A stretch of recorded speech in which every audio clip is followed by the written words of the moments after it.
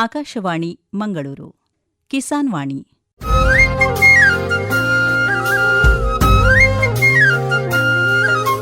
ಕಿಸಾನ್ ವಾಣಿ, ಕಿಸಾನ್ ವಾಣಿ, ಜೈ ಕಿಸಾನ್, ಜೈ ಕಿಸಾನ್, ಜೈ ಕಿಸಾನ್, ಕಿಸಾನ್ ವಾಣಿ. ಈ ಕಾರ್ಯಕ್ರಮದ ಪ್ರಾಯೋಜಕರು ಕೃಷಿ ಹಾಗೂ ರೈತ ಕಲ್ಯಾಣ ಸಚಿವಾಲಯ, ಭಾರತ ಸರ್ಕಾರ. ಪ್ರಧಾನಮಂತ್ರಿ ಕಿಸಾನ್ ಮಾನ್ಧನ್ ಯೋಜನೆ ಸಿಗುವುದು ಪೆನ್ಷನ್ನ ಆಸರೆಯು, ಆಗದು ನಿರಾಸರೆ ಇನ್ನು. ಸಿಗುವುದು ಸಂತಸದ ಕ್ಷಣವು, ಕಳೆಯುವುದು ಸುಖದಿಂದ ವೃದ್ಧಾಪ್ಯ ರಕ್ಷಿತ ಆಗುವ ಅನ್ನದಾತ ಸುರಕ್ಷಿತ ಆಗುವ ಅನ್ನದಾತ. ಪ್ರಧಾನಮಂತ್ರಿ ಕಿಸಾನ್ ಮಾನ್ಧನ್ ಯೋಜನೆಯಿಂದ ಲಘು ಮತ್ತು ಸಣ್ಣ ಹಿಡುವಳಿದಾರ ರೈತರ ಭವಿಷ್ಯವಾಗುತ್ತೆ ಸುರಕ್ಷಿತ. 60 ವರ್ಷ ವಯಸ್ಸಾದ ನಂತರ 3,000 ರೂಪಾಯಿಗಳ ಮಾಸಿಕ ಪೆನ್ಷನ್ ಖಚಿತ. 55ರಿಂದ 200 ರೂಪಾಯಿಗಳ ಮಾಸಿಕ ಶುಲ್ಕ ನೀಡಿ 18ರಿಂದ 40 ವರ್ಷ ತನಕ ರೈತರು ಪ್ರವೇಶಿಸಬಹುದು. ಈ ಅಂಶದಾನ ಯೋಜನೆಯಲ್ಲಿ ಸರ್ಕಾರ ನೀಡುತ್ತದೆ ಸಮಪಾಲು ಕೊಡುಗೆ. ಎಲ್ಲ ರೈತ ಬಾಂಧವರು ಈ ಸೇವೆಯ ಪ್ರಯೋಜನಕ್ಕಾಗಿ ಜನಸೇವಾ ಕೇಂದ್ರಕ್ಕೆ ಹೋಗಿ ಉಚಿತವಾಗಿ ತಮ್ಮ ಹೆಸರನ್ನು ನೋಂದಾಯಿಸಿಕೊಳ್ಳಿ. ಪ್ರಧಾನಮಂತ್ರಿ ಕಿಸಾನ್ ಮಾನ್ಧನ್ ಯೋಜನೆ ಅನ್ನದಾತರ ಪರಿಶ್ರಮಕ್ಕಾಗಿ ಈಗ, ಪೆನ್ಷನ್ನಿಂದ ಅವರ ಮನೆ ಸುರಕ್ಷಿತ. ಕೃಷಿ ಮತ್ತು ರೈತ ಕಲ್ಯಾಣ ಖಾತೆ ಭಾರತ ಸರ್ಕಾರದ ವತಿಯಿಂದ ಜನಹಿತಕ್ಕಾಗಿ ಜಾರಿ. ಇಂದಿನ ಕಾರ್ಯಕ್ರಮದಲ್ಲಿ ಮೀನು ಸಂಸ್ಕರಣೆಯಲ್ಲಿ ಉದ್ಯಮಶೀಲತೆಯ ಅವಕಾಶಗಳ ಕುರಿತು ಮಂಗಳೂರಿನ ಮೀನುಗಾರಿಕಾ ಮಹಾವಿದ್ಯಾಲಯದ ಮತ್ಸ್ಯ ವಿಜ್ಞಾನ ಸ್ನಾತಕೋತ್ತರ ಪದವಿ ವಿದ್ಯಾರ್ಥಿನಿ ಖುಷಿ ನವೀನ್ ಅವರೊಂದಿಗೆ ಸಂದರ್ಶನ. ಸಂದರ್ಶಿಸುವವರು ಗಾಯತ್ರಿ ಎಂ. ಮೀನು ಸಂಸ್ಕರಣೆಯ ಕ್ಷೇತ್ರವು ವೇಗವಾಗಿ ಬೆಳೆಯುತ್ತಿರುವ ಕ್ಷೇತ್ರಗಳಲ್ಲಿ ಒಂದಾಗಿದ್ದು, ಸಂಸ್ಕರಣೆ ಜೊತೆ ಮೌಲ್ಯವರ್ಧನೆ ಕೂಡ ಹೆಚ್ಚಿನ ಮಹತ್ವ ಇದೆ. ಈ ಕ್ಷೇತ್ರದಲ್ಲಿ ವಿದ್ಯಾಭ್ಯಾಸ ಮಾಡುತ್ತಿರುವ ವಿದ್ಯಾರ್ಥಿಗಳು ಕೂಡ ಮುಂದೆ ಯಾವ ರೀತಿ ಉದ್ಯಮ ಅವಕಾಶಗಳನ್ನು ತಮ್ಮದಾಗಿಸಿಕೊಳ್ಬಹುದು ಅಂತ ತಿಳಿಸಿಕೊಡ್ತಾರೆ ಇಂದಿನ ನಮ್ಮ ಅತಿಥಿ ಖುಷಿ ನವೀನ್. ಇವರು ಮತ್ಸ್ಯ ವಿಜ್ಞಾನ ಸ್ನಾತಕೋತ್ತರ ಪದವಿಯನ್ನು ಮಂಗಳೂರಿನ ಮೀನುಗಾರಿಕಾ ಮಹಾವಿದ್ಯಾಲಯದ ಮೀನು ಸಂಸ್ಕರಣಾ ತಂತ್ರಜ್ಞಾನ ವಿಭಾಗದಲ್ಲಿ ಮಾಡ್ತಾ ಇದ್ದಾರೆ. ನಮಸ್ಕಾರ, ನಿಮಗೆ ಕಾರ್ಯಕ್ರಮಕ್ಕೆ ಸ್ವಾಗತ. ಧನ್ಯವಾದಗಳು ಮ್ಯಾಮ್. ಪ್ರೀತಿಯ ಕೇಳಿಗರೆ ನಮಸ್ಕಾರ. ನನ್ನ ಹೆಸರು ಖುಷಿಯನ್. ನಾನು ಕರ್ನಾಟಕ ಪಶುವೈದ್ಯಕೀಯ ಪಶು ಹಾಗೂ ಮೀನುಗಾರಿಕಾ ವಿಜ್ಞಾನಗಳ ವಿಶ್ವವಿದ್ಯಾಲಯದ ಮಂಗಳೂರು ಮೀನುಗಾರಿಕಾ ಮಹಾವಿದ್ಯಾಲಯದಲ್ಲಿ ಮೀನು ಸಂಸ್ಕರಣಾ ತಂತ್ರಜ್ಞಾನ ವಿಭಾಗದಲ್ಲಿ ಸ್ನಾತಕೋತ್ತರ ಪದವಿಯನ್ನು ವ್ಯಾಸಂಗ ಮಾಡುತ್ತಿದ್ದೇನೆ. ಡಾಕ್ಟರ್ ಬಿ ಮಂಜನಾಯಕ್ ಅವರ ಮಾರ್ಗದರ್ಶನದಲ್ಲಿ ಅಧ್ಯಯನ ನಡೆಸುತ್ತಿದ್ದು, ಇಂದು ಮೀನು ಸಂಸ್ಕರಣೆಯಲ್ಲಿ ಯಾವುದೆಲ್ಲ ಉದ್ಯಮಶೀಲತೆಯ ಅವಕಾಶಗಳು ಇದೆ ಎಂಬ ವಿಷಯದ ಕುರಿತು ನಿಮ್ಮೊಂದಿಗೆ ಹಂಚಿಕೊಳ್ಳಲು ಇಚ್ಛಿಸುತ್ತೇನೆ. ಪ್ರಸ್ತುತ ಮೀನುಗಾರಿಕಾ ಕ್ಷೇತ್ರದ ಕುರಿತು ಸ್ವಲ್ಪ ತಿಳಿಸ್ಕೊಡಿ. ಅಂದರೆ ಇದು ಭವಿಷ್ಯದ ಬೆಳವಣಿಗೆ ಕ್ಷೇತ್ರ ಅಂತ ಪರಿಗಣಿಸಲಾಗ್ತಿದೆ. ಹೀಗೆ ಇದು ಯಾವ ರೀತಿ? ಈಗ ನೋಡಿ, ಸಾಮಾನ್ಯವಾಗಿ ಮೀನುಗಾರಿಕೆ ಅಂದರೆ ಎಲ್ಲರೂ ಏನು ಹೇಳ್ಕೊಳ್ತಾರೆ ಅಂದರೆ ಸಮುದ್ರಕ್ಕೆ ಹೋಗಿ ಮೀನನ್ನು ತರುವುದು ಮತ್ತು ಮಾರುವುದು. ಆದರೆ ಇವತ್ತು ಈ ಮೀನುಗಾರಿಕೆ ಕ್ಷೇತ್ರ ಕೇವಲ ಒಂದು ವೃತ್ತಿಯಾಗಿ ಉಳಿದಿಲ್ಲ, ಬದಲಾಗಿ ಇದನ್ನು ನಾವೊಂದು ಸನ್ರೈಸ್ ಸೆಕ್ಟರ್ ಅಂತೀವಿ. ಯಾಕೆ ಸನ್ರೈಸ್ ಸೆಕ್ಟರ್ ಅಂತೀವಿ ಅಂದರೆ ಈ ಕ್ಷೇತ್ರದಲ್ಲಿ ಅನೇಕ ಬೆಳವಣಿಗೆ ಮತ್ತು ಭರವಸೆ ಉಳ್ಳ ಒಂದು ಉದಯೋನ್ಮುಖ ವಲಯವಾಗಿ ಇದು ಹೊರಹೊಮ್ಮುತ್ತಿದೆ.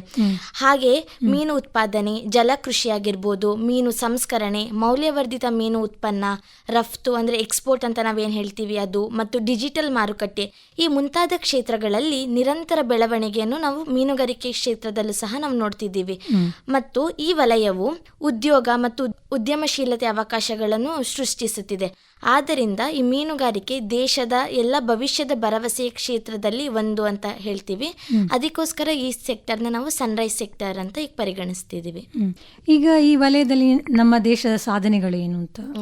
ಈ ದೇಶದ ಸಾಧನೆ ಈ ಮೀನುಗಾರಿಕೆ ವಲಯದಲ್ಲಿ ನಾವು ನೋಡುವುದಾದರೆ, ಈಗ ನಾವು ಎಕ್ಸ್ಪೋರ್ಟ್ ಡೇಟಾ ಅಥವಾ ರಫ್ತು ನಮ್ಮ ಭಾರತದಿಂದ ವಿದೇಶಗಳಿಗೆ ಎಷ್ಟು ಎಕ್ಸ್ಪೋರ್ಟ್ ಆಗಿದೆ ಅಂತ ನಾವು ನೋಡುವುದಾದರೆ 2025-26ನೇ ಆರ್ಥಿಕ ವರ್ಷದಲ್ಲಿ ಸುಮಾರು 73,890 ಕೋಟಿಯಷ್ಟು ಮೀನು ಹಾಗೂ ಮೀನಿನ ಉತ್ಪನ್ನಗಳು ವಿದೇಶಗಳಿಗೆ ರಫ್ತಾಗಿದೆ. ಭಾರತದ ಕಡಲ ಉತ್ಪನ್ನಗಳು ಅದಕ್ಕೆ ಅಂತಾರಾಷ್ಟ್ರೀಯ ಮಾರುಕಟ್ಟೆಯಲ್ಲಿ ಅತಿ ಹೆಚ್ಚು ಬೇಡಿಕೆಗಳಿದೆ. ಉದಾಹರಣೆಗೆ ಚೀನಾ ಆಗಿರ್ಬೋದು, ಜಪಾನ್, ಅಮೇರಿಕಾ, ಯುರೋಪಿಯನ್ ಕಂಟ್ರೀಸ್, ಇದೆಲ್ಲ ಭಾರತೀಯ ಸಮುದ್ರದ ಉತ್ಪನ್ನಗಳಿಗೆ ಹೆಚ್ಚು ಬೇಡಿಕೆ ಇದೆ. ಹಾಗೆ ಇದು ಫಾರಿನ್ ಎಕ್ಸ್ಚೇಂಜ್ ಅಂತ ನಾವೇನು ಹೇಳ್ತೀವಿ, ಈಗ ವಿದೇಶದಿಂದ ಪರದೇಶಕ್ಕೆ ಒಂದು ನಮ್ಮದು ರಫ್ತು ಆದಾಗ ಫಾರಿನ್ ಎಕ್ಸ್ಚೇಂಜ್ ಕ್ರಿಯೇಟ್ ಆಗುತ್ತೆ. ಹಾಗೂ ಇಲ್ಲಿ ಭಾರತದಲ್ಲಿರುವ ಅನೇಕ ಯುವಕರಿಗೆ ಒಂದು ಉದ್ಯೋಗಾವಕಾಶವನ್ನು ಸೃಷ್ಟಿ ಮಾಡಿಕೊಡುತ್ತೆ. ಈಗ ಮೀನು ಬಹಳ ಬೇಗನೆ ಹಾಳಾಗುವ ಆಹಾರ ಪದಾರ್ಥ, ಹಾಗಾಗಿ ಇದನ್ನು ಸಂಸ್ಕರಣೆ ಮಾಡುವಂಥದ್ದು ಬಹಳ ಅವಶ್ಯ. ಈ ಸಂಸ್ಕರಣಾ ತಂತ್ರಜ್ಞಾನ ಇದರ ಕುರಿತು ಏನು ಹೇಳಲಿಕ್ಕೆ ಬಯಸ್ತೀರಿ? ಈಗ ಸಂಸ್ಕರಣೆ ಅನ್ನೋದು ನಾವು ಯಾವುದೇ ಆಹಾರ ಪದಾರ್ಥ ತಗೊಂಡಿದ್ರು ಸಹ ಸಂಸ್ಕರಣೆ ಅಥವಾ ಪ್ರಿಸರ್ವೇಷನ್ ಅನ್ನೋದು ತುಂಬ ಪ್ರಾಮುಖ್ಯ. ಮೇನ್ ಆಗಿ ಇದ್ರ ಯಾಕೆ ಮಾಡ್ತೀವಿ ಅಂದರೆ ಅದು ಗುಣಮಟ್ಟ ಕಾಪಾಡ್ಕೊಳ್ಳೋಕ್ಕೆ ಮತ್ತು ಇದರ ಶೇಖರಣಾವಧಿ ಅಂದರೆ ಶೆಲ್ಫ್ ಲೈಫ್ ಅಂತ ನಾವೇನು ಹೇಳ್ತೀವಿ ಅದನ್ನ ದೀರ್ಘಕಾಲಕ್ಕೆ ಎಕ್ಸ್ಟೆಂಡ್ ಮಾಡೋದಕ್ಕೋಸ್ಕರ. ಹಾಗೆ ಮೀನು ಕೂಡ ನಮ್ಗೆ ಗೊತ್ತು, ನೀರಿಂದ ತೆಗೆದ ಕೆಲವೇ ಗಂಟೆಗಳಲ್ಲಿ ಅದು ಬೇಗ ಹಾಳಾಗಲು ಆರಂಭಿಸುತ್ತಿದೆ. ಇದಕ್ಕೆ ಮುಖ್ಯವಾದ ಕಾರಣ ಮೀನಿನಲ್ಲಿ ಅತಿ ಹೆಚ್ಚು ನೀರಿನಂಶ ಇರುತ್ತೆ. 70-80% ನೀರು, ಪ್ರೋಟೀನ್ ಆಗಿರ್ಬೋದು, ವಿಟಮಿನ್ಸ್, ಒಮೆಗಾ 3 ಕೊಬ್ಬಿನ ಆಮ್ಲಗಳು ಅಥವಾ ಒಮೆಗಾ 3 ಫ್ಯಾಟಿ ಆಸಿಡ್ಸ್ ಅಂತ ನಾವೇನು ಹೇಳ್ತೀವಿ, ಇದೆಲ್ಲ ಮೀನಿನಲ್ಲಿ ಅತಿ ಹೆಚ್ಚು ಪ್ರಮಾಣದಲ್ಲಿ ಇರುತ್ತೆ. ಅದಕ್ಕೆ ಇದು ಸೂಕ್ಷ್ಮ ಜೀವಿಗಳು ಅಥವಾ ನಾವೇನು ಮೈಕ್ರೋಬ್ಸ್ ಅಥವಾ ಬ್ಯಾಕ್ಟೀರಿಯಾ ಅಂತೀವಿ, ಇದೆಲ್ಲ ಬೇಗ ಬೆಳೆಯಲು ಒಂದು ಸೂಕ್ತವಾದ ವಾತಾವರಣವನ್ನು ಸೃಷ್ಟಿ ಮಾಡಿಕೊಡುತ್ತೆ. ಇದಕ್ಕೆ ಮೀನು ಹಿಡಿದ ತಕ್ಷಣ ಪ್ರಿಸರ್ವೇಷನ್ ಅಥವಾ ಸಂಸ್ಕರಣೆ ಬಹುಮುಖ್ಯ. ಇದರ ಮುಖ್ಯ ಉದ್ದೇಶ ಇದರ ಗುಣಮಟ್ಟವನ್ನು ಕಾಪಾಡಿಕೊಳ್ಳುವುದಕ್ಕೆ ಮತ್ತು ಇದನ್ನು ದೀರ್ಘಕಾಲ ನಾವು ಬಳಸುವುದಕ್ಕಾಗಿ. ಇದರಲ್ಲಿ ನಾವು ಅನೇಕ ತಂತ್ರಜ್ಞಾನಗಳನ್ನು ಬಳಸುತ್ತೇವೆ. ಅದನ್ನು ನಾವು ಮೀನು ಸಂಸ್ಕರಣಾ ತಂತ್ರಜ್ಞಾನ ಅಥವಾ ಫಿಶ್ ಪ್ರೊಸೆಸಿಂಗ್ ಟೆಕ್ನಾಲಜಿ ಅಂತ ಕರಿತೀವಿ. ಇದರ ಮೂಲಕ ನಾವು ಮೀನಿನ ಶೆಲ್ಫ್ ಲೈಫ್ ಅನ್ನು ಹೆಚ್ಚಿಸಬಹುದು. ಅದರ ಜೊತೆಗೆ ಆಹಾರದ ಸುರಕ್ಷತಾ ಭದ್ರತೆಯನ್ನು ನಾವು ಖಚಿತಪಡಿಸಬಹುದು. ಹಾಗೆಯೇ ಈ ತಂತ್ರಜ್ಞಾನಗಳನ್ನು ಬಳಸಿಕೊಂಡು ನಾವು ಅನೇಕ ಮೌಲ್ಯವರ್ಧಿತ ಉತ್ಪನ್ನಗಳನ್ನು ಸಹ ಮಾಡಬಹುದು. ಇದರಿಂದ ಏನಾಗುತ್ತೆ, ಮೀನುಗಾರರಿಗೆ ಆದಾಯವಾಗುತ್ತೆ ಮತ್ತು ಯುವಕರಿಗೆಲ್ಲ ಒಂದು ಉದ್ಯೋಗಾವಕಾಶ ಸೃಷ್ಟಿಯಾಗುತ್ತೆ. ಈಗ ಇತ್ತೀಚಿನ ದಿನಗಳಲ್ಲಿ ಮೀನುಗಾರಿಕೆ ಕ್ಷೇತ್ರದಲ್ಲಿ ತಂತ್ರಜ್ಞಾನ ಹಾಗೂ ಮೌಲ್ಯವರ್ಧಿತ ಉತ್ಪನ್ನಗಳ ಪಾತ್ರ ಹೆಚ್ಚಾಗ್ತಿದೆ ಅಂತ ನೀವು ಹೇಳಿದ್ರಿ. ಈ ನಿಟ್ಟಿನಲ್ಲಿ ಇದರ ಮಹತ್ವ ಮತ್ತು ಉದ್ಯಮಶೀಲತೆಯಲ್ಲಿ ಇದರ ಅವಕಾಶಗಳು ಹೇಗಿವೆ? ಈಗ ಹಳೆ ಕಾಲದ ಅಥವಾ ಹಿಂದೆ ಕಾಲದಲ್ಲಿ ನಾವು ನೋಡೋದಾದ್ರೆ ಮೀನನ್ನು ಏನು ಮಾಡ್ತಿದ್ರು, ಒಂದು ಐಸ್ನಲ್ಲಿ ಇಟ್ಟು ಮಾರ್ತಿದ್ರು, ಇಲ್ಲಾಂದ್ರೆ ಅದನ್ನು ಉಪ್ಪು ಹಾಕಿ ಒಣಗಿಸಿ ಮಾರ್ತಿದ್ರು. ಆದರೆ ಈಗ ಆಧುನಿಕ ತಂತ್ರಜ್ಞಾನಗಳನ್ನು ನಾವು ಬಳಸಬಹುದು. ಉದಾಹರಣೆಗೆ ಶೀತೀಕರಣ ಅಂದ್ರೆ ಚಿಲ್ಲಿಂಗ್, ಹಿಮೀಕರಣ ಫ್ರೀಸಿಂಗ್ ಮಾಡಬಹುದು, ಕ್ಯಾನಿಂಗ್, ರೆಟಾರ್ಟ್ ಟೆಕ್ನಾಲಜಿ, ವ್ಯಾಕ್ಯೂಮ್ ಪ್ಯಾಕೇಜಿಂಗ್, ಹೀಗೆ ಅನೇಕ ತಂತ್ರಜ್ಞಾನಗಳು ಆಧುನಿಕವಾಗಿದೆ. ಈ ತಂತ್ರಜ್ಞಾನಗಳನ್ನು ಬಳಸಿಕೊಂಡು ನಾವು ಅನೇಕ ಮೌಲ್ಯವರ್ಧಿತ ಉತ್ಪನ್ನಗಳು ಅಂದರೆ ವ್ಯಾಲ್ಯೂ ಆಡೆಡ್ ಪ್ರಾಡಕ್ಟ್ಸ್ನ ನಾವು ತಯಾರಿಸಬಹುದು. ಈಗ ಒಂದು ಪ್ರೆಸೆಂಟ್ ಮಾರ್ಕೆಟ್ ಟ್ರೆಂಡ್ ಇದೆ. ಈಗ ಎಲ್ಲರಿಗೂ ಒಂದು value added product, protein rich food ಆ ಥರ ಎಲ್ಲ ಹುಡುಕ್ತಾರೆ. ಅದಕ್ಕೆ ಒಂದು ಸಬ್ಸ್ಟಿಟ್ಯೂಟ್ ಅಥವಾ ಗುಡ್ ಸೋರ್ಸ್ ಆಗುತ್ತೆ. ಮತ್ತು ಹಾಗೆ ಇನ್ನೊಂದು ನೋಡೋದಾದರೆ ಕೇವಲ ಹಸಿ ಮೀನನ್ನು ನಾವು ಮಾರಿದರೆ ಮಾರುಕಟ್ಟೆಯಲ್ಲಿ ಅದಕ್ಕೆ ಎಷ್ಟು ನಮಗೆ ಬೆಲೆ ಸಿಗುತ್ತೆ, ಅದೇ ಈ ಮೌಲ್ಯವರ್ಧಿತ ಮೀನು ಉತ್ಪನ್ನಗಳನ್ನು ನಾವು ಮಾರುಕಟ್ಟೆಯಲ್ಲಿ ಮಾಡಿದರೆ ಅದಕ್ಕಿಂತ ಹೆಚ್ಚು ಲಾಭವನ್ನು ನಾವು ಗಳಿಸಬಹುದು. ಉದಾಹರಣೆಗೆ ready to eat food products. ಈಗ ready to eat food products ಅಂದರೆ ನೇರವಾಗಿ ಹಾಗೆ ತಿನ್ಬೋದು, ಅಂದರೆ ಫರ್ದರ್ ಏನು ಪ್ರೊಸೆಸ್ ಮಾಡೋಕ್ಕೆ ಏನು ಇರಲ್ಲ. ಈಗ ನಾವು ಈ ready to eat food products ಎಲ್ಲ ಕಡೆ ನೋಡ್ತೀವಿ. ಅಂದರೆ ಈಗ ಪೀಪಲ್ದು ಬ್ಯುಸಿ ಲೈಫ್ ಶೆಡ್ಯೂಲ್ ಆಗಿರ್ಬೋದು, ಅದು ಕನ್ಸ್ಯೂಮರ್ ಫ್ರೆಂಡ್ಲಿ ಪ್ರಾಡಕ್ಟ್ ಅಂತ ನಾವು ಹೇಳ್ಬೋದು. ಮತ್ತು ರೆಡಿ ಟು ಕುಕ್ ಆಗಿರ್ಬೋದು. ಮತ್ತು ಫ್ರೋಝನ್ ಪ್ರಾಡಕ್ಟ್ಸ್ ಏನಕ್ಕೆ ಮುಖ್ಯ ಅಂದರೆ ಈಗ ಮೀನುಗಾರಿಕೆ ಹೋಗ್ತಾರೆ, ಈಗ ಒಂದೇ ಸರಿ ಮೀನು ಅತಿ ಹೆಚ್ಚು ಪ್ರಮಾಣದಲ್ಲಿ ಸಿಕ್ಕಿರುತ್ತೆ, ಅದನ್ನ ನಾವು ಬಲ್ಕ್ ಕ್ಯಾಚ್ ಅಂತೀವಿ. ಈಗ ಅದನ್ನೆಲ್ಲ ಒಂದೇ ಸರಿ ಮಾರುಕಟ್ಟೆಯಲ್ಲಿ ಮಾರಿದರೆ ಅವರಿಗೆ ಎಷ್ಟು ಕಮ್ಮಿ ದುಡ್ಡು ಸಿಗುತ್ತೆ ಅಥವಾ ಕಡಿಮೆ ಬೆಲೆ. ಅದನ್ನು ನಾವೇನು ಮಾಡಬೇಕು, ಫ್ರೋಝನ್ ಸ್ಟೋರೇಜ್ ಅಥವಾ ಕೋಲ್ಡ್ ಸ್ಟೋರೇಜಲ್ಲಿ ನಾವು ಇಟ್ಟಾಗ, ಈಗ ಫಿಶ್ ಬ್ಯಾನಿಂಗ್ ಸೀಸನು, ಸೊ ಈಗ ಫಿಶ್ ಅವೈಲೇಬಿಲಿಟಿ ಇಲ್ಲ, ಈ ಟೈಮಲ್ಲಿ ನಾವು ಅದನ್ನ ಮಾರಿದರೆ ಅತಿ ಹೆಚ್ಚು ಅಮೌಂಟ್ನ ನಾವು ಪಡ್ಕೊಳ್ಬೋದು. ಹೀಗೆ ಫ್ರೋಝನ್ ಸ್ಟೋರೇಜ್ನ ಬಳಸ್ಕೊಂಡು. ಮತ್ತು ಸುರ್ಮಿ ಅಂತ ಹೇಳ್ತೀವಿ, ಅಂದರೆ ಮೀನಿನ ಮಾಂಸವನ್ನು ಬಳಸ್ಕೊಂಡು ಅನೇಕ ಮೀನು ಹಾಗೂ ಮೀನಿನ ಉತ್ಪನ್ನಗಳನ್ನು ತಯಾರಿಸುವುದು. ಹೀಗೆ ಮೌಲ್ಯವರ್ಧಿತ ಉತ್ಪನ್ನಗಳಾದ ಇನ್ನೂ ಸುಮಾರು ವೈಡ್ ವೆರೈಟಿ ಆಫ್ ಪ್ರಾಡಕ್ಟ್ಸ್ ಇದೆ. For example fish fingers, fish cutlet, fish pickle, fish sausage, ready to eat and ready to cook ಉತ್ಪನ್ನಗಳು. ಇದೆಲ್ಲ ನಾವೇನು ಹೇಳ್ತೀವಿ, ಗ್ರಾಹಕರಲ್ಲಿ ಹೆಚ್ಚು ಬೇಡಿಕೆ, ಒಂದು ಕನ್ಸ್ಯೂಮರ್ ಡಿಮ್ಯಾಂಡ್ ಇರುವುದರಿಂದ ಇದು ತಾಜಾ ಮೀನುಗಳಿಗಿಂತ ಅತಿ ಹೆಚ್ಚು ಪ್ರೈಸ್ಗೆ ನಾವು ಮಾರಬಹುದು. ಮತ್ತು ಇದು ಉದ್ಯಮಶೀಲತೆ ದೃಷ್ಟಿಯಿಂದ ನಾವು ನೋಡುವುದಾದರೆ ಸಂಸ್ಕರಣೆ ಮತ್ತು ಮೌಲ್ಯವರ್ಧನಾ ಕ್ಷೇತ್ರದಲ್ಲಿ ಒಂದು ಸಣ್ಣ ಮಟ್ಟದ ಕೈಗಾರಿಕೆಯನ್ನು ಆರಂಭಿಸಲು ಸಾಕಷ್ಟು ಅವಕಾಶಗಳಿದೆ ಅಂತ ನಾನು ಹೇಳಕ್ಕೆ ಇಷ್ಟಪಡ್ತೀನಿ. ಈಗ ಪ್ರಸ್ತುತ ಪರಿಸರ ಸಂರಕ್ಷಣೆಗೆ ಹೆಚ್ಚು ಮಹತ್ವ ನೀಡುತ್ತಿರುವ ಈ ಕಾಲದಲ್ಲಿ ಈ ಕ್ಷೇತ್ರದಲ್ಲಿ ಏನಾದರೂ ಅವಕಾಶಗಳಿವೆಯಾ? ಈಗ ಒಂದು ನಾವು ಮೀನನ್ನು ತಗೊಳೋದಾದರೆ ಅದರಲ್ಲಿ 40-50% ಅಷ್ಟೇ ನಾವು ಮಾಂಸದ ಪೋಷನ್ ಅಥವಾ ಎಡಿಬಲ್ ಪೋಷನ್ ಅಂತ ನಾವು ಹೇಳ್ತೀವಿ. ಇನ್ನು ರಿಮೈನಿಂಗ್ ಒಂದು 50% ಅಷ್ಟು ಇನ್ಎಡಿಬಲ್ ಪೋಷನ್ ಅಂದರೆ ಚರ್ಮ ಆಗಿರ್ಬೋದು, ರೆಕ್ಕೆಗಳು, ಮೂಳೆ, ಇದೆಲ್ಲ ಇದಾಗಿರುತ್ತೆ. ಆವಾಗ ಇದನ್ನ ತ್ಯಾಜ್ಯ ಅಥವಾ ವೇಸ್ಟ್ ಅಂತ ಕನ್ಸಿಡರ್ ಮಾಡಿ ಬಿಸಾಕ್ತಿದ್ರು. ಅದರಿಂದ ಏನು ಪರಿಸರ ಮಾಲಿನ್ಯ, ಜಲ ಮಾಲಿನ್ಯ ಇದು ಉಂಟಾಗ್ತಿತ್ತು. ಆದರೆ ಈಗ ಆಧುನಿಕ ತಂತ್ರಜ್ಞಾನಗಳನ್ನು ಬಳಸಿಕೊಂಡು ಈ ತ್ಯಾಜ್ಯದಿಂದ ಸಹ ಏನೆಲ್ಲ ಹೊಸ ಪದಾರ್ಥ ಅಥವಾ ಹೊಸ ಬೈ ಪ್ರಾಡಕ್ಟ್ಸ್ನ ಸೃಷ್ಟಿಸಬಹುದು ಅಥವಾ ಉಪ ಉತ್ಪನ್ನಗಳಂತ ನಾವೇನು ಹೇಳ್ತೀವಿ ಅದನ್ನು ಪ್ರಿಪೇರ್ ಮಾಡ್ತಾ ಇದ್ದಾರೆ. ಇದರಿಂದ ಏನಾಗುತ್ತೆ ಅಂದರೆ ತ್ಯಾಜ್ಯ ಕಡಿಮೆ ಆಗುತ್ತೆ, ಜೊತೆಗೆ ಪರಿಸರ ಮಾಲಿನ್ಯವು ನಿಯಂತ್ರಣಕ್ಕೆ ಬರುತ್ತೆ. ಉದಾಹರಣೆಗೆ ಮೀನಿನ ತಲೆ ಮತ್ತು ಬೋನ್ಸ್ ಅಥವಾ ಎಲುಬುಗಳಿಗೆ ಎಲೆಗಳಿಂದ ಫಿಶ್ ಮೀಲನ್ನು ತಯಾರಿಸುತ್ತಾರೆ. ಈ ಫಿಶ್ ಮೀಲ್ನ ನಾವು ಪಶು ಆಹಾರವಾಗಿ ಬಳಸಬಹುದು. ಮತ್ತು ಮೀನಿನ ಚರ್ಮ ಮತ್ತು ಬೋನ್ಸ್ಗಳಿಂದ ಕೊಲಾಜಿನ್ ಮತ್ತು ಜೆಲಾಟಿನ್ಗಳನ್ನು ಉತ್ಪಾದಿಸಬಹುದು. ಮತ್ತು ಸೀಗಡಿ ಅಥವಾ ಪ್ರಾನ್ಸ್ ಅಂತ ನಾವೇನು ಹೇಳ್ತೀವಿ, ಇದು ಮತ್ತು ಏಡಿಯ ಚಿಪ್ಪೆಗಳಿಂದ ಕೈಟಿನ್ ಮತ್ತು ಕೈಟೋಸಾನ್ನ ಎಕ್ಸ್ಟ್ರಾಕ್ಟ್ ಮಾಡ್ತಾರೆ. ಇದನ್ನು ನಾವು ಮೆಡಿಕಲ್ ಅಥವಾ ವೈದ್ಯಕೀಯ ಕ್ಷೇತ್ರದಲ್ಲಿ ಇದರ ಅತಿ ಹೆಚ್ಚು ಪ್ರಾಮುಖ್ಯತೆಯನ್ನು ನಾವು ನೋಡಬಹುದು.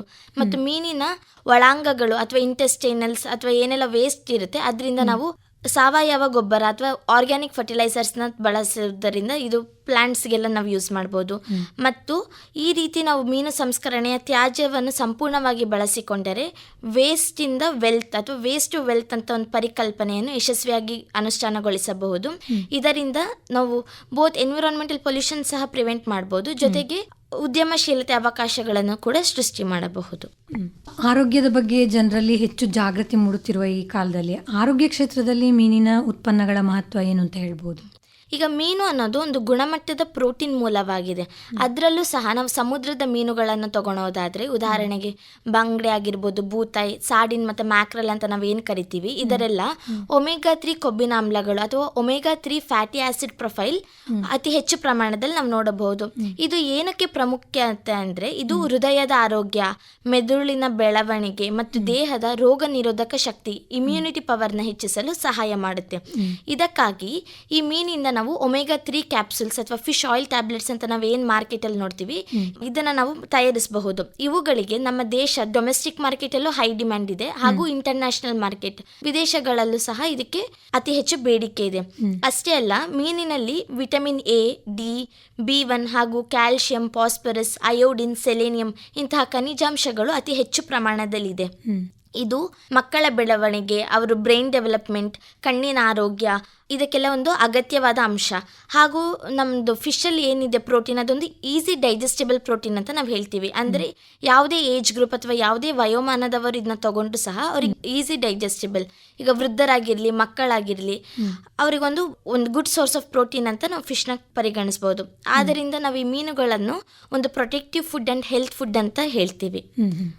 ಈಗ ಮೀನುಗಾರಿಕಾ ವಿಜ್ಞಾನ ಅಥವಾ ಆಹಾರ ತಂತ್ರಜ್ಞಾನ ಇದನ್ನು ಓದುತ್ತಿರುವ ವಿದ್ಯಾರ್ಥಿಗಳಿಗೆ ಇದರಲ್ಲಿ ಯಾವೆಲ್ಲ ಉದ್ಯಮಶೀಲತಾ ಅವಕಾಶಗಳಿವೆ?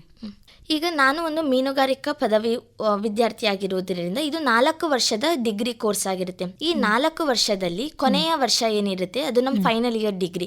ಈ ಫೈನಲ್ ಇಯರ್ ಡಿಗ್ರಿಯಲ್ಲಿ ನಮಗೆ ಇಂಟರ್ನ್ಶಿಪ್ ಅಂತ ಕಳಿಸ್ತಾರೆ. ಅಂದರೆ ಹೊರ ರಾಜ್ಯಗಳು ಎಲ್ಲಿ ಫಿಶ್ ಪ್ರೊಸೆಸಿಂಗ್ ಇಂಡಸ್ಟ್ರೀಸ್ ಇರುತ್ತೆ ಅಲ್ಲಿ ನಮಗೆ ಕಳಿಸಲಾಗುತ್ತೆ.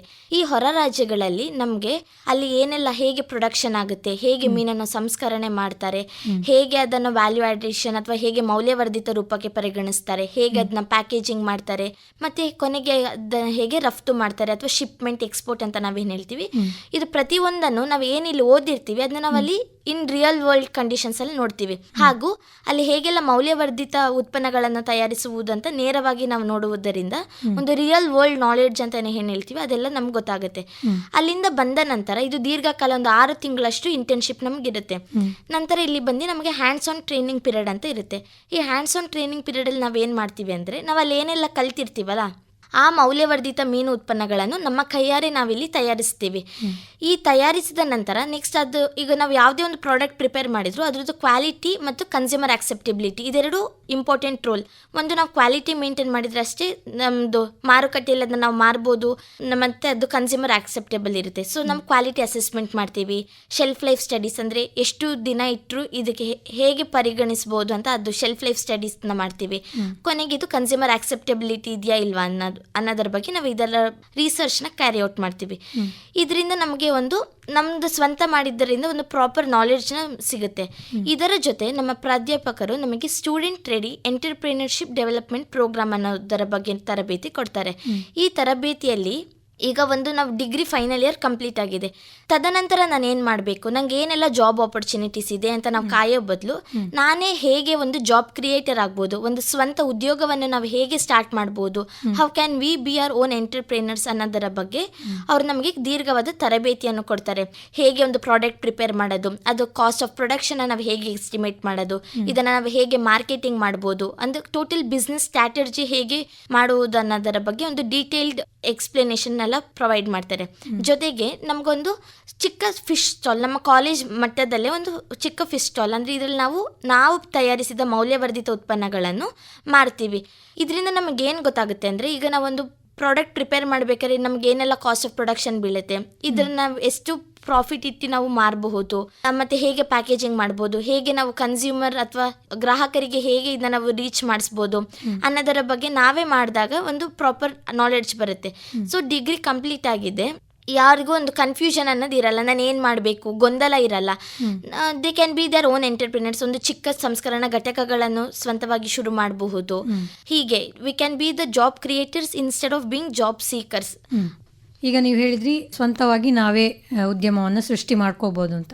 ಇದಕ್ಕಾಗಿ ಏನಾದರೂ ಸರ್ಕಾರದಿಂದ ನೆರವು ಏನಾದರೂ ಸಿಗುತ್ತಾ, ಯಾವ ರೀತಿ? ಈಗ ಖಂಡಿತ ಯಾರಿಗಾದ್ರೂ ಅವ್ರದ್ದು ಓನ್ ಬಿಸ್ನೆಸ್ ಅಥವಾ ಒಂದು ಇದು ಸ್ಟಾರ್ಟಪ್ ಸ್ಟಾರ್ಟ್ ಮಾಡಬೇಕಂದ್ರೆ ಫಸ್ಟ್ ಎಲ್ಲರಿಗೂ ತಲೆಗೆ ಬರೋದು ಇನ್ವೆಸ್ಟ್ಮೆಂಟ್ ಅಥವಾ ಫಂಡ್. ನನಗೆ ಎಲ್ಲಿಂದ ಹಣ ಬರುತ್ತೆ ಈಗ ಸ್ಟಾರ್ಟ್ ಮಾಡಬೇಕು ಅಂತ, ಅದೊಂದು ಕಾಮನ್ ಕ್ವೆಶ್ಚನ್.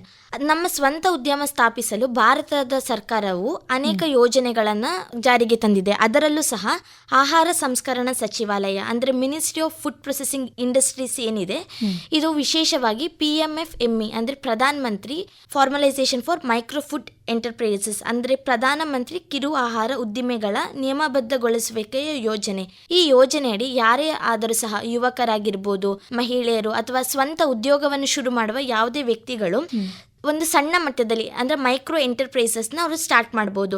ಮೀನು ಸಂಸ್ಕರಣಾ ಘಟಕಗಳು ಅಥವಾ ಒಂದು ಚಿಕ್ಕ ಮೌಲ್ಯವರ್ಧಿತ ಮೀನು ಉತ್ಪನ್ನ ಘಟಕಗಳನ್ನು ಶುರು ಮಾಡಬಹುದು. ಇದರಿಂದ ಸರ್ಕಾರದ ಆರ್ಥಿಕ ನೆರವು ಕೊಡ್ತಾರೆ, ಅವರು ನಮಗೇನು ತಾಂತ್ರಿಕ ಬೆಂಬಲ ಬೇಕೋ ಅದನ್ನು ಕೊಡ್ತಾರೆ, ಸಬ್ಸಿಡಿಗಳು. ಹೀಗೆ ಹಲವು ಯೋಜನೆಗಳ ಬಳಕೆ ಮಾಡಿಕೊಂಡು ನಾವು ನಮ್ಮದೇ ಒಂದು ಓನ್ ಎಂಟರ್ಪ್ರಿನರ್ಸ್ ಅಥವಾ ಒಂದು ಸ್ಟಾರ್ಟಪ್ಸ್ನ ನಾವು ಮಾಡಬಹುದು. ಈಗ ಇಂದಿನ ಡಿಜಿಟಲ್ ಯುಗದಲ್ಲಿ ಮೀನುಗಾರಿಕೆ ಮತ್ತು ಮೀನು ಸಂಸ್ಕರಣಾ ಕ್ಷೇತ್ರದಲ್ಲಿ ಹೊಸ ಅವಕಾಶಗಳಿವೆಯಾ, ಹೇಗೆ? ಇಂದಿನ ಡಿಜಿಟಲ್ ಯುಗದಲ್ಲಿ ಮೀನುಗಾರಿಕೆ ಮತ್ತು ಮೀನು ಸಂಸ್ಕರಣಾ ಕ್ಷೇತ್ರವು ವೇಗವಾಗಿ ಬದಲಾಗ್ತಿದೆ. ಮೀನು ಸಂಸ್ಕರಣಾ ಕ್ಷೇತ್ರ ಅಷ್ಟೇ ಅಲ್ಲ, ನಾವು ಯಾವುದೇ ಕ್ಷೇತ್ರವನ್ನು ತಗೊಂಡ್ರೂ ಸಹ ಅದರಲ್ಲಿ ಡಿಜಿಟಲೈಸೇಷನ್ ಅಂತ ನಾವು ಕಾಮನ್ ಆಗಿ ನೋಡ್ಬೋದು. ಹಿಂದೆ ಮೀನನ್ನು ಮಾರಬೇಕಂದ್ರೆ ಮಾರುಕಟ್ಟೆಗೆ ಹೋಗಬೇಕಾಗ್ತಿತ್ತು. ಆದರೆ ಈಗ ಮೊಬೈಲ್ ಆ್ಯಪ್ಗಳು, ವೆಬ್ಸೈಟ್ ಮತ್ತು ಸಾಮಾಜಿಕ ಜಾಲತಾಣಗಳ ಮೂಲಕ ನೇರವಾಗಿ ನಾವು ಗ್ರಾಹಕರನ್ನು ತಲುಪಬಹುದು. ಅನೇಕ ಯುವಕರು ಆನ್ಲೈನ್ ಮೂಲಕ ತಾಜಾ ಮೀನನ್ನು ಅಥವಾ ಮೌಲ್ಯವರ್ಧಿತ ಮೀನನ್ನು ಗ್ರಾಹಕರಿಗೆ ತಲುಪಿಸುತ್ತಿದ್ದಾರೆ. ಇದರಿಂದ ಇವರೆಲ್ಲ ಒಂದು ಯಶಸ್ವಿ ಉದ್ಯಮಿಗಳಾಗ್ತಿದ್ದಾರೆ. ಇದರ ಜೊತೆಗೆ ಡಿಜಿಟಲ್ ಮಾರ್ಕೆಟಿಂಗ್ ಮತ್ತು ಮನೆ ವಿತರಣೆ ಅಥವಾ ಹೋಮ್ ಡೆಲಿವರಿ ಅಂತ ನಾವೇನು ಹೇಳ್ತೀವಿ, ಅದು ಇ-ಕಾಮರ್ಸ್ ಮತ್ತು ಆನ್ಲೈನ್ ಬ್ರ್ಯಾಂಡಿಂಗ್ಗಳ ಮೂಲಕ ಒಂದು ಸಣ್ಣ ಉದ್ಯಮಿಗಳು ಸಹ ಒಂದು ದೊಡ್ಡ ಮಟ್ಟಕ್ಕೆ ಬೆಳಬಹುದ ಅನೇಕ ಅವಕಾಶಗಳಿದೆ. ಹೀಗಾಗಿ ನಾವು ತಂತ್ರಜ್ಞಾನ ಮತ್ತು ಉದ್ಯಮಶೀಲತೆಯನ್ನು ಒಟ್ಟಿಗೆ ಬಳಸಿಕೊಂಡರೆ ಮೀನು ಸಂಸ್ಕರಣಾ ಕ್ಷೇತ್ರದಲ್ಲಿ ಯುವಕರಿಗೆ ಒಂದು ಅಪಾರ ಅವಕಾಶಗಳಿದೆ ಅಂತ ಹೇಳಬಹುದು. ಈಗ ಯುವಕರಿಗೆಲ್ಲ ಈ ಕ್ಷೇತ್ರದಲ್ಲಿ ಉದ್ಯಮ ಅವಕಾಶಗಳಿವೆ ಅಂತ ಹೇಳಿದ್ರಿ. ಮಹಿಳೆಯರ ಪಾತ್ರ ಬಗ್ಗೆ ಏನು ಹೇಳಲಿಕ್ಕೆ ಬಯಸ್ತೀರಿ? ಈಗ ಮೀನುಗಾರಿಕೆ ಅನ್ನೋದು ಕೇವಲ ಪುರುಷರ ಸ್ವತ್ತಲ್ಲ. ಮೀನು ಹಿಡಿದು ತಂದ ನಂತರ ಆಗುವ ಪ್ರತಿಯೊಂದು ಚಟುವಟಿಕೆಗಳು ಮಹಿಳೆಯರದೇ ಪಾತ್ರ ನಾವು ಹೆಚ್ಚಾಗಿ ನೋಡಬಹುದು. ಮೀನನ್ನು ಸ್ವಚ್ಛಗೊಳಿಸುವುದು, ಅದನ್ನು ಮಾರುವುದು ಮತ್ತು ಅದರಿಂದ ಅನೇಕ ಮೌಲ್ಯವರ್ಧಿತ ಉತ್ಪನ್ನಗಳನ್ನು ತಯಾರಿಸುವುದು, ಈ ಎಲ್ಲ ಚಟುವಟಿಕೆಗಳು ಮಹಿಳೆಯರದೇ ಮೇಲುಗೈ ಅಂತ ನಾವು ನೋಡಬಹುದು.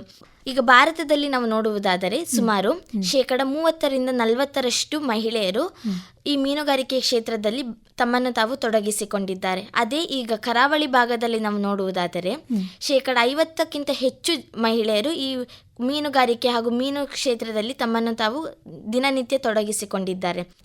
ಇದನ್ನು ಗಮನದಲ್ಲಿಟ್ಟುಕೊಂಡು ಸರ್ಕಾರವು ಮಹಿಳಾ ಕೇಂದ್ರಿತ ಯೋಜನೆಗಳನ್ನು ಜಾರಿಗೆ ತಂದಿದೆ. ಉದಾಹರಣೆಗೆ ಪ್ರಧಾನ ಮಂತ್ರಿ ಮತ್ಸ್ಯ ಸಂಪದಾ ಯೋಜನಾ. ಈ ಯೋಜನೆ ಅಡಿಯಲ್ಲಿ ಮಹಿಳಾ ಸ್ವಸಹಾಯ ಸಂಘಗಳು ಅಂದರೆ ಸೆಲ್ಫ್ ಹೆಲ್ಪ್ ಗ್ರೂಪ್ಸ್ಗಳಿಗೆ ತರಬೇತಿ, ಸಾಲ ಸೌಲಭ್ಯ ಮತ್ತು ಸಬ್ಸಿಡಿಗಳನ್ನು ನೀಡಲಾಗುತ್ತಿದೆ. ಇದರಿಂದ ಮಹಿಳೆಯರು ಲಾಭವನ್ನು ಪಡೆದು ಸ್ವಾವಲಂಬ ಜೀವನವನ್ನು ನಡೆಸಬಹುದಾಗಿದೆ. ಈಗ ಕೊನೆಯದಾಗಿ ಮೀನುಗಾರಿಕಾ ಕ್ಷೇತ್ರದಲ್ಲಿ ಆಸಕ್ತಿ ಹೊಂದಿರುವಂತಹ ವಿದ್ಯಾರ್ಥಿಗಳಿಗೆ ನೀವು ಏನು ಹೇಳಲಿಕ್ಕೆ ಬಯಸ್ತೀರಿ? ಈಗ ಇಂದಿನ ಯುವಕರು ನಾವು ಕೇವಲ ಉದ್ಯೋಗಕ್ಕಾಗಿ ಕಾಯದೆ ಉದ್ಯೋಗವನ್ನು ನೀಡುವವರಾಗಬೇಕು. ಈಗ ಉದಾಹರಣೆಗೆ ನಾನು ಒಂದು ಪದವಿ ವಿದ್ಯಾರ್ಥಿನಿಯಾಗಿದ್ದು ಈಗ ನನಗೆ ಎಲ್ಲೋ ಒಂದು ಕಡೆ ಕೆಲಸ ಸಿಕ್ಕಿಲ್ಲ ಅಂದರೆ ನಾನು ಅದನ್ನ ಕೊರಗಬಾರ್ದು. ನನ್ನಲ್ಲಿ ನನಗೊಂದು ಆತ್ಮವಿಶ್ವಾಸ ಇರಬೇಕು. ನಾನು ಇಷ್ಟೆಲ್ಲ ಓದಿದ್ದೀನಿ, ಇಷ್ಟೆಲ್ಲ ನನಗೆ ಪ್ರಾಕ್ಟಿಕಲ್ ನಾಲೆಡ್ಜ್ ಇದೆ, ನಾನು ಏನೆಲ್ಲ ನಾನು ಕಲ್ತಿದ್ದೀನಿ ಅದನ್ನ ನನ್ನ ಲೈಫಲ್ಲಿ ನಾನು ಇನ್ಕಲ್ಕೇಟ್ ಮಾಡಿ ನನ್ನದೇ ಒಂದು ಓನ್ ಬಿಸ್ನೆಸ್ ಅಥವಾ ಏನೋ ಒಂದು ಸಣ್ಣದಾದ್ದು ಸ್ಟಾರ್ಟಪ್ನ ಸ್ಟಾರ್ಟ್ ಮಾಡ್ಬೋದು ಅನ್ನೋಷ್ಟೊಂದು ಆತ್ಮವಿಶ್ವಾಸ ಇರಬೇಕು. ಈಗ ನಾವು ಎಲ್ಲರೂ ಅಷ್ಟೇ ಕಾಲೇಜ್ನಲ್ಲಿ ಅನೇಕ ಪ್ರಾಯೋಗಿಕ ಜ್ಞಾನ ಅಥವಾ ಪ್ರಾಕ್ಟಿಕಲ್ ನಾಲೆಡ್ಜ್ ಕಲ್ತಿರ್ತೀವಿ, ಇಂಟರ್ನ್ಶಿಪ್ ಅನುಭವ ಇರುತ್ತೆ, ಮತ್ತು ಈಗ ಹೇಳಿದೆ ಹಲವು ಸರ್ಕಾರದ ಯೋಜನೆಗಳು ಸಹ ನಮಗೆ ಗೊತ್ತು. ಇದನ್ನೆಲ್ಲ ಬಳಸಿಕೊಂಡು ಅಟ್ಲೀಸ್ಟ್ ಒಂದು ಸಣ್ಣ ಮಟ್ಟದಲ್ಲಿ ಉದ್ಯಮವನ್ನು ಆರಂಭಿಸುವಷ್ಟು ಕೇಪಬಲ್ ಇರಬೇಕು. ಈಗ ಯಶಸ್ವಿ ಉದ್ಯಮಿ ಆಗಬೇಕಂದ್ರೆ ಹೈ ಇನ್ವೆಸ್ಟ್ಮೆಂಟ್ ಅಥವಾ ಒಂದು ದೊಡ್ಡ ಬಂಡವಾಳ ಬೇಕು ಅಂತ ನಾವು ಕಾಯಬಾರ್ದು. ಅದರ ಬದಲು ನಮ್ಮ ಕಠಿಣ ಪರಿಶ್ರಮ ಮತ್ತು ಆತ್ಮವಿಶ್ವಾಸ ಹೊಂದಿದ್ರೆ ನಾವು ಮೀನು ಸಂಸ್ಕರಣಾ ಕ್ಷೇತ್ರ ಅಷ್ಟೇ ಅಲ್ಲದೆ ಯಾವುದೇ ಕ್ಷೇತ್ರವಾಗಲಿ ಸಹ ನಮ್ಮದು ಒಂದು ಸ್ವಂತ ಉದ್ಯೋಗವನ್ನು ನಾವು ಸೃಷ್ಟಿಸಬಹುದು. ಇಂದಿನ ಯುವಕರು ಮತ್ತು ಯಾವುದೇ ಮಹಿಳೆಯರು ಯಾರೇ ಒಂದು ಸ್ವಂತ ಬಿಸ್ನೆಸ್ನ ಸ್ಟಾರ್ಟ್ ಮಾಡಬೇಕಂತ ಇರೋರು ಈ ಅನೇಕ ಸರ್ಕಾರದ ಯೋಜನೆಗಳನ್ನು ಬಳಸಿಕೊಂಡು ತಮ್ಮ ಸ್ವಂತ ಉದ್ಯೋಗವನ್ನು ಸ್ಟಾರ್ಟ್ ಮಾಡಬಹುದು. ಈಗ ಇನ್ ಟೋಟಲ್ ಅಥವಾ ಒಟ್ಟಾರೆ ಹೇಳಬೇಕಂದ್ರೆ ಕೇವಲ ಒಂದು ಸ್ಥಳೀಯ ವ್ಯಾಪಾರ ಆಗಿತ್ತು ಈ ಮೀನುಗಾರಿಕೆ, ಆದರೆ ಇಂದು ಒಂದು ಸನ್ರೈಸ್ ಸೆಕ್ಟರ್ ಆಗಿ ಅನೇಕ ಭರವಸೆ ಮತ್ತು ಬೆಳವಣಿಗೆ ಉಳ್ಳ ಒಂದು ಕ್ಷೇತ್ರವಾಗಿ ಇದು ಹೊರ ನಿಂತಿದೆ. ಎಕ್ಸ್ಪೋರ್ಟ್ ಆಗಿರ್ಬೋದು, ಅನೇಕ ಉದ್ಯೋಗಾವಕಾಶ ಭಾರತದಲ್ಲೂ ಸೃಷ್ಟಿಯಾಗಿದೆ ಮತ್ತು ಇದ್ರದ್ದು ಹೆಲ್ತ್ ಇಂಪಾರ್ಟೆನ್ಸ್ ಕೂಡ ನಾವು ನೋಡ್ಬೋದು.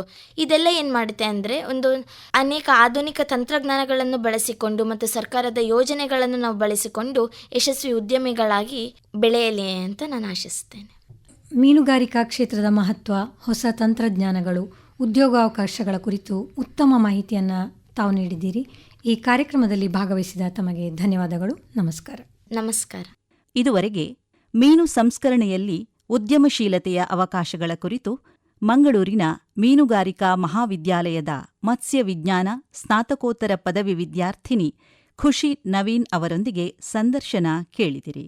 ಸಂದರ್ಶಿಸಿದವರು ಗಾಯತ್ರಿ ಎಂ. ನಿರ್ದೇಶನ ಪಿ.ವಿ. ಪ್ರಶಾಂತ್ ಕುಮಾರ್. ಸರ್ವಶ್ರೇಷ್ಠ ರೈತನ ಬಹುಮಾನ ದೊರೆಯುತ್ತದೆ ಹರಿಯಣ್ಣಗೆ.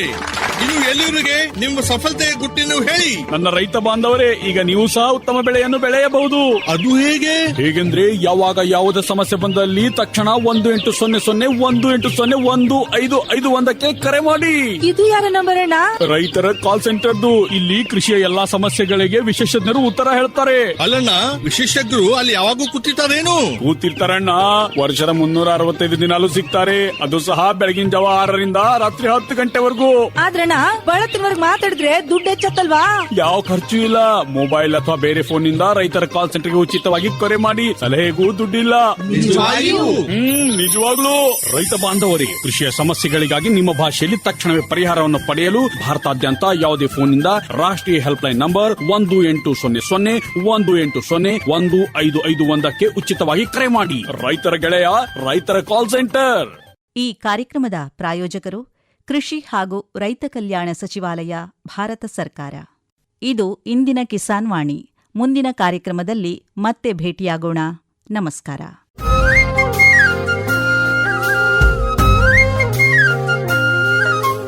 ಕಿಸಾನ್ ವಾಣಿ, ಕಿಸಾನ್ ವಾಣಿ.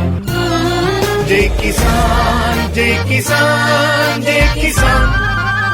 ಕಿಸಾನ್ ವಾಣಿ.